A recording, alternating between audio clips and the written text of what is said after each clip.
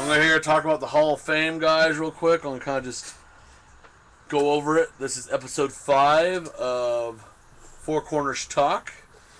4 Horsemen kind of got inducted in the Hall of Fame. It was pretty cool. What's up, son? You see me? Yeah. Remember me? Yeah. But I have a new mask in the buy one. That's Asher the Hero. That's his ring name, the Hero. Do you have a pseudo name, or we call you the Masked Fan? That is a Masked Fan, folks. And he is? We're also going to talk about, I think John Cena is going to turn heel. That's just my opinion. It's setting up. Actually, let's start off with that. I'm dying to get on that. What do you think of John Cena turning heel? Masked Fan? I don't even know that. John Cena's always been a heel to me. He thinks he's an American hero, but he's really just a piece of trash, just like everyone else in America. That's why they relate to him. John Cena, enjoy your day in the sun, boy, because it's about to end. You're going down just like the rest of your fans and the country you support. So do you think he's a turn bad guy? You shut your mouth. He's going to be the same as he always is, but soon the country and the fans are going to see him for who he really is, and they're going to hate the man they used to love. Because that's what they do. They turn their backs. This guy's lying. So you have a passionate John Cena fan over here. It's upsetting him. I'm never going to be stopping being John Cena's fan. John Cena's finishing moves could never finish anyone off from the 90s or the indie circuit. He can only beat up little kids like you. I'm 58 pounds. Don't try me. All right, folks, you got it. You have one side Cena, one side not Cena. I'm not a big Cena fan, but I'll tell you this. He's gained a lot of respect from me as of late. I'm still not sold on it, but I give respect why I think it's deserved, and I think he deserves a little respect, at least a little bit. Well, let me ask you this.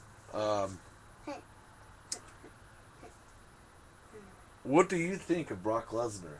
The possibilities of him returning to WWE. Do you think he's going to dominate it? Do you think he's going to get his ass handed to him? Brock Lesnar's returning just for a quick payday. The WWE doesn't have any more recognizable superstars, and they're just grasping at the last straws they have to draw the fans in. Look here, Undertaker's going to be retiring. Triple H is going to be retiring. They already lost Shawn Michaels. They got no one left to draw in. So they got to bring back Brock Lesnar, who has no talent left anyway, to compete in a real tournament. All he does is run a school up in Minnesota and punk out little kids for a living so he can keep injecting himself. Well, welcome, Brock. You got another payday. That's okay. The WWE will employ you until you're 60, just like they do everyone else. Oh, no, he did pretty good in that little organization called UFC. Yeah, that was a long time ago. Before he had that intestinal parasite, that kind of knocked him out for a while. He'd never been the same since. He was in UFC just a couple months ago, though. It was 2 months ago. Didn't see it. You must have been in a dream. Well, out of all the Hall of Famers, is the Horsemen, Mil Máscaras, and Edge. Any one of them you like or not like? I like Arn Anderson. He's a Horseman. Yeah, he's an Anderson. The rest of them?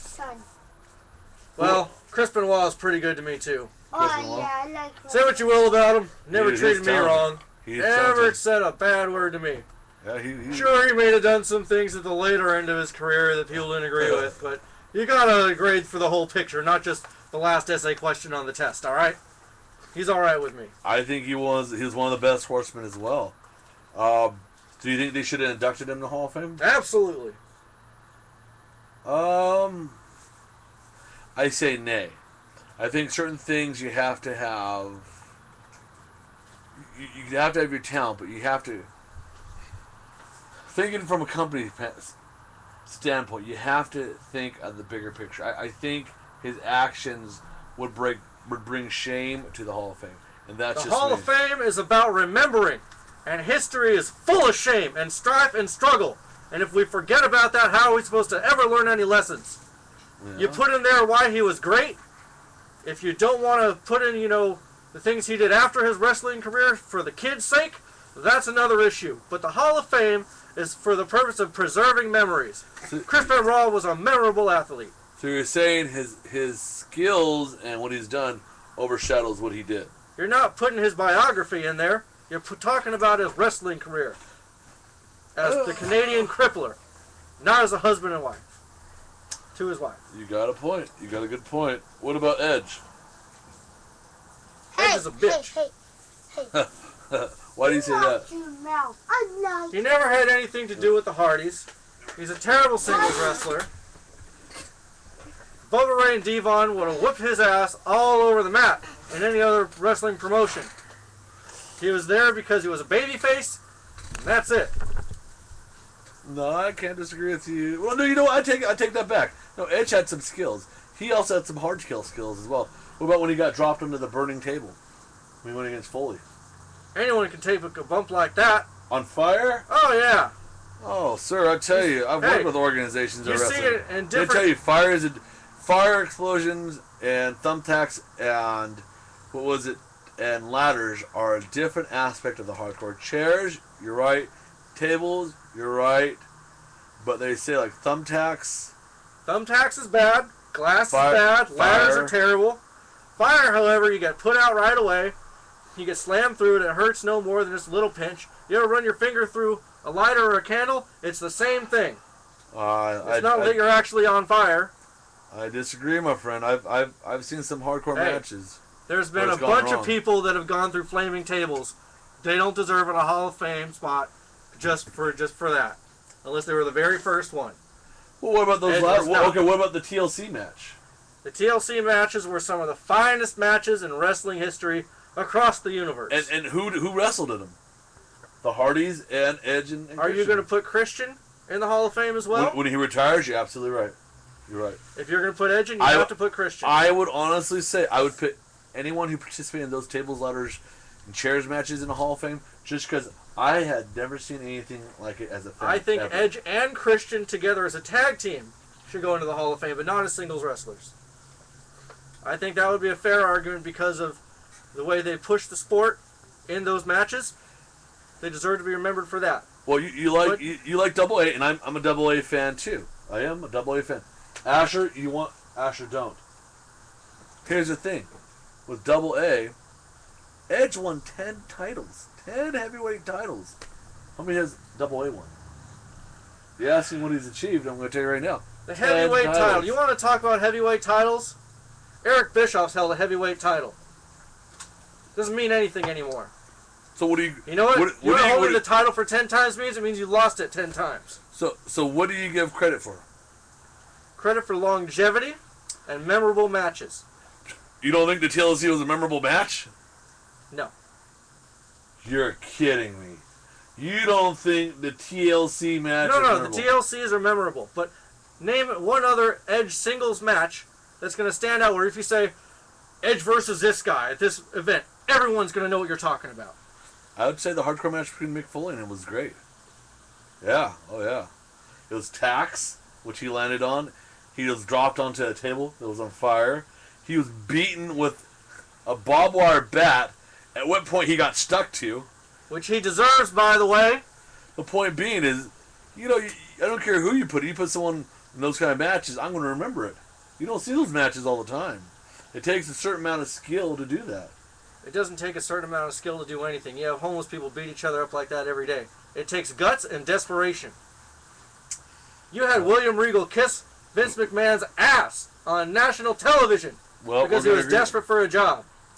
You didn't see it, but I was going to tell you, Doesn't mean he should go in the Hall of A-Train Fame. is back. If you notice an Asian wrestler that's wrestling right now, that's the A-Train. Look carefully. Here's Did you know? Did you know Kerry Von Erich? Did you know Kerry Von Erich was missing a foot? I did not. The Texas Tornado, Kerry Von Erich, was missing a foot the whole time he wrestled. So, I just want to make sure. I got another trivia question for you guys out there. Who has won? Don't answer, because I already told him the answer. In the next episode, I'll answer it. Who has won the most Hell in a Cell matches in history? This should be an easy one. Do you have any trivia you want to put out there?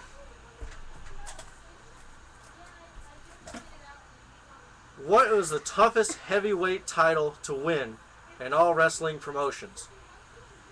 Tell us your opinion and why you think so.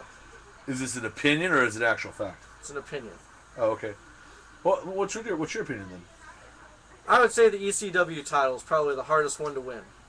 The title didn't seem to exchange hands very often. You had and to go through hell to get it. Even if you were a fan favorite, it didn't guarantee you were even going to get a shot at it. I agree with you. Do you have a favorite jobber? I got one. The Missing Link. My favorite jobber was the Missing Link. Tell us your favorite jobber out there in YouTube land. You know, the only jobber that comes to mind, and it's not my favorite, but Stevie Richards. He was a jobber he was his role to be a jobber. He was a good jobber. He was even better than Disco Inferno. Okay, let me ask you this. Al Snow, did he end up a legitimate wrestler, or was he a jobber? He self-proclaimed Job Squad. Yeah. But I think he was a legitimate wrestler. I think he was a legitimate wrestler for part of his career. He was still. Or maybe it's just the fact that I have that much respect for him. I don't want to call him a jobber. No, it's still a gimmick that he had, but he was a serious wrestler. He could wrestle. It was a gimmick for a while that he was a jobber, and then he was a gimmick that he was crazy, but he got the results. He got the results. He had the fan support. He wasn't out there just to get his ass kicked. He could deliver a good ass whipping himself. Fair enough. You've been keeping up with TNA? Anything you have to say about TNA? No. There's a guy out there, and I'm going to tell you, honestly, for the talent Samoa Joe has, I'm just shocked that they're not using him better, basically. You know what the problem is with Samoa Joe? What? He's too good. If you said, Samoa Joe, go out there, be yourself, no one else could be in the ring with him. You don't think it's the case of Hogan's buddies getting the spotlight again? Of course it is. They're the ones with all the money, because they have all the history, so they're going to control the shots and continue to live in the limelight where we're desperate for them to fade out of, so up-and-coming stars can finally get the respect they deserve. I'll tell you the ones that have been long buried, like Rob Van Dam, and Samoa Joe, and Rhino. By the way, Rob Van Dam, I heard, the rumor mill, is starting a new clinic, by the way. So if you like... Clinic? Oh, yeah. There's a shock. Yeah, no doubt on that. I don't know. I like Rob Van Dam. They should have paid whatever they had to pay, do what they had to do, jump through whatever hoops they had to do for Rob Van Dam.